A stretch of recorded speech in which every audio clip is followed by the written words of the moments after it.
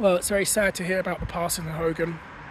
Very, very sad to hear what happened there. And I know people will have very mixed and complex thoughts and feelings on this because of the fact that we found things out about the real life person and some not so great things about how he treated people and some of his thoughts and very strong things that he said, that aren't great. I can't sugarcoat it, and I can't use certain words because I'll get chucked off of YouTube for using them. But with all that being said, I look at the contributions he made to wrestling, and I think about before when he was Thunderlips in the Rocky film, the success he had in the AWA, which Gagne was foolish not to keep him. The fact that he was earning top draw in Japan, that he, with the Hulkamania run against Iron Sheik, which really blew wrestling up with the Rock and Wrestling Connection, which he was the face of, and how that blew up into something even bigger than we expected, that made him the biggest draw of the 80s into the 90s.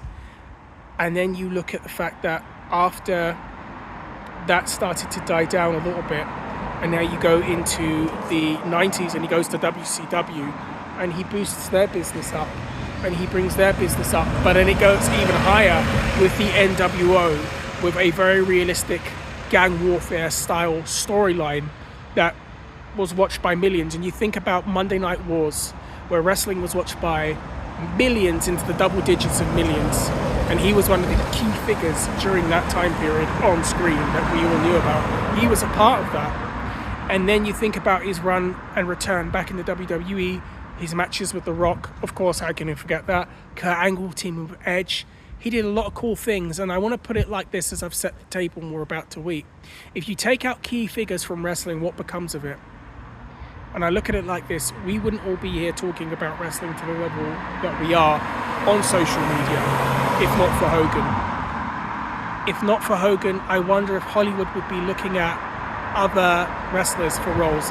There may be no John Cena as Peacemaker and Dave Bautista as Drax, if not for the success that Hogan had as Thunderlips and Rocky. If there wasn't a Hogan, maybe fans would never have discovered Steve Austin, and it sounds very weird, or a John Cena or a Roman Reigns, because he brought those fans in and he made them permanent fans, and then we got what we got later down the line in the future. So